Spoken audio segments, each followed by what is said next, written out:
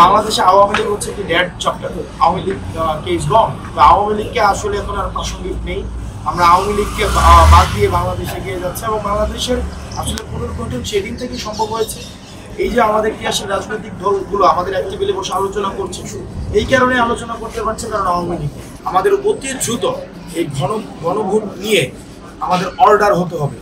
যেই আমরা যেই বলছি আদেশের আলোচনাটি পাশ কাটিয়ে যাওয়া হচ্ছে।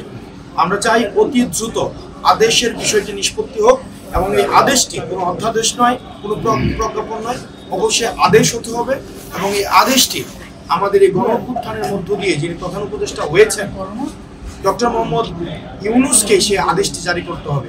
প্রথম বিষয় হচ্ছে গণতান্ত্রিক দীর্ঘদিন আমাদের জানেন যে ফেসিবাদের সময় ১/১১ থেকে শুরু করে ফেসিবাদকালীন পুরো সময়টা বাংলাদেশ একটি গণতন্ত্রহীন একটা সময় অতিক্রান্ত করেছে।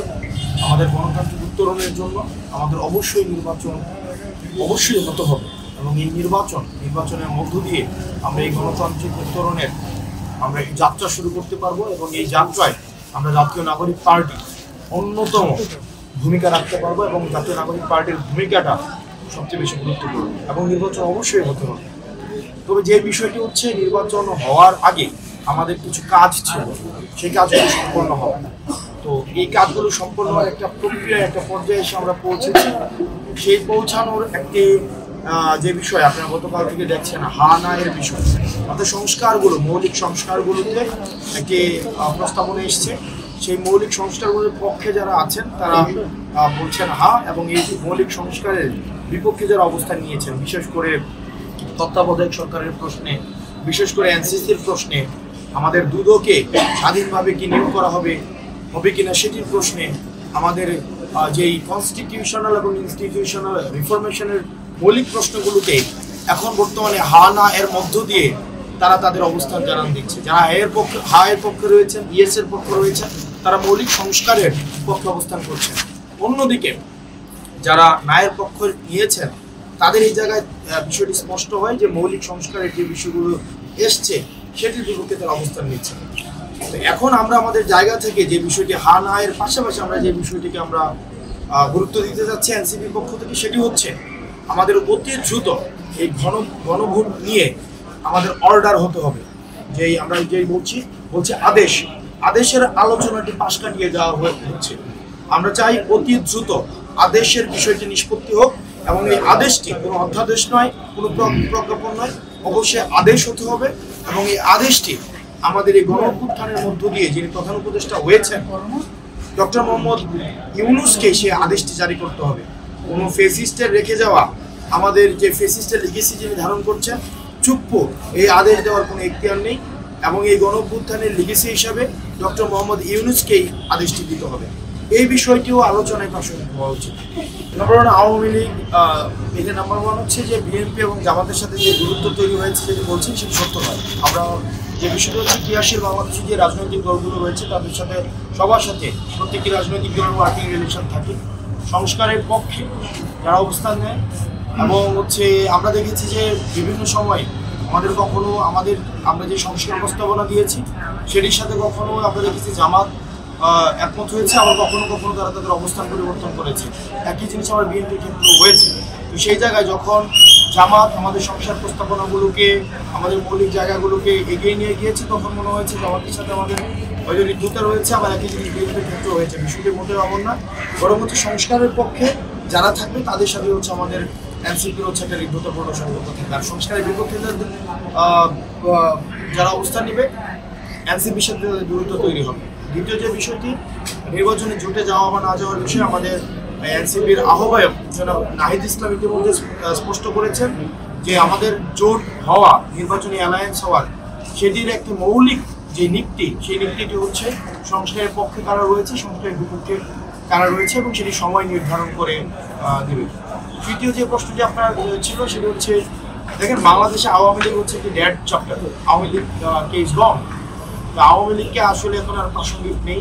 আমরা আওয়ামী লীগকে বাদ দিয়ে বাংলাদেশে এগিয়ে যাচ্ছে এবং বাংলাদেশের আসলে পুনর্গঠন সেদিন থেকে সম্ভব হয়েছে। এই যে আমাদের কি আসলে রাজনৈতিক দলগুলো আমাদের এক টেবিলে বসে আলোচনা করছে, এই কারণে আলোচনা করতে পারছে কারণ আওয়ামী লীগ তো বাংলাদেশের রাজনীতি পুনর্গঠন সেই দিন থেকে শুরু হয়েছে যেদিন আওয়ামী লীগবিহীন বাংলাদেশ শুরু হয়েছে।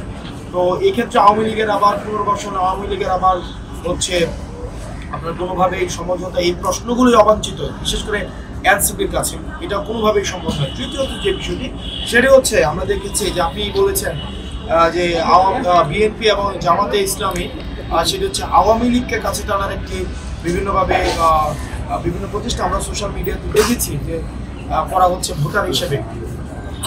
সেই বিষয়টি আসলে দুঃখজনক যে সেই বিষয়টি আসলে তাহলে বিগত সময়ে যে আন্দোলনগুলো যেই বিএনপির ত্যাগী নেতারা মাঠে ময়দানে যারা জীবন দিয়েছে, রক্ত দিয়েছে, ঘাম দিয়েছে, শ্রম দিয়েছে, যারা পালিয়ে থেকেছে, ঠিক একইভাবে জামাতে ইসলামের আমাদের ফেসিবাদের সময় যেসব ভাই বন্ধুরা আমাদের গুম হয়েছে, আমাদের হচ্ছে রক্ত দিয়েছে, রাস্তাঘাটে জীবন দিয়েছে এই স্বৈরাচারকে তাড়াতে, তাদের রক্তের উপরে দাঁড়িয়ে আবার সমঝোতা করা হচ্ছে। যে বিষয়টা আমরা সবসময় বলে আসছিলাম যে আন্ডারগ্রাউন্ড ব্যাকডোর কি করছে, আপনার ব্যাকডোর সমঝোতা করছে, এই বিষয়টি আসলে দিন দিন স্পষ্ট হচ্ছে।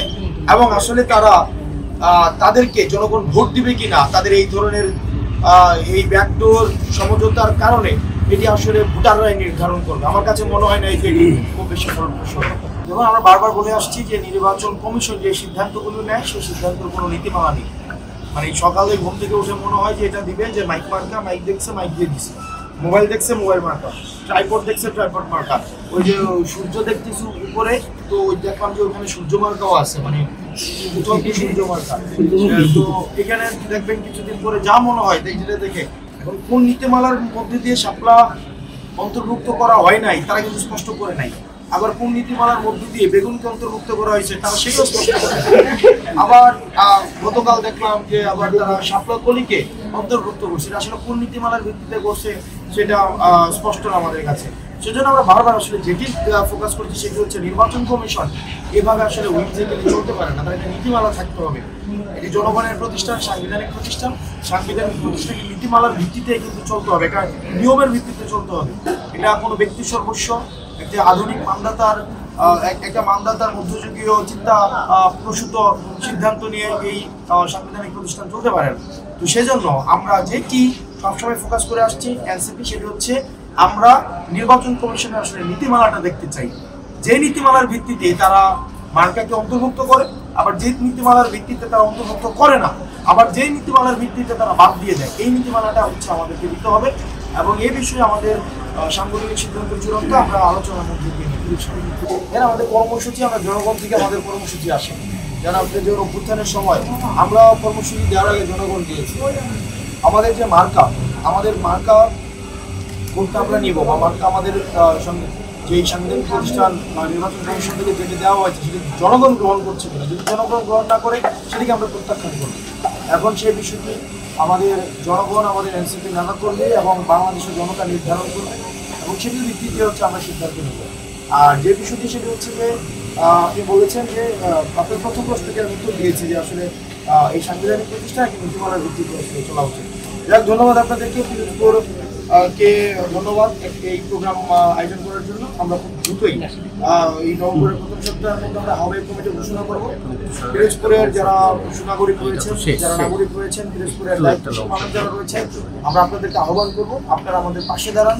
আপনারা যদি পাশে দাঁড়ান তাতে আমরা শক্তিশালী হবো, বাংলাদেশ শক্তিশালী হবে এবং আপনাদের এই অবস্থানের মধ্য দিয়ে আমরা হচ্ছে এই যে সংস্কারের স্বপ্ন মানুষকে দেখাচ্ছি, পরবর্তী বাংলাদেশ বিনির্মাণের স্বপ্ন দেখাচ্ছি, সেই যাত্রায় আমরা এগিয়ে যাবো। আপনারা ভালো থাকবেন।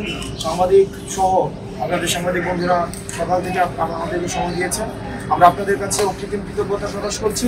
এবং এনসিপি নেতাকর্মী যারা রয়েছেন এখানে, স্থানীয় আমাদের যেই তত্ত্বাবধায়ক যেই কমিটি ছিল আমাদের, আপনারা যারা আছেন আমরা সবাইকে কৃতজ্ঞতা জানাচ্ছি এবং সরকার থেকে যারা এসছেন আমরা সবাইকে কৃতজ্ঞতা জানাচ্ছি। আপনাদের শ্রম ত্যাগ তিতিক্ষা এই একটির এই ছোটো ছোটো এইগুলোর সমন্বয়ে আমাদের এনসিপি একজন মহির হয়ে পড়ে উঠবে।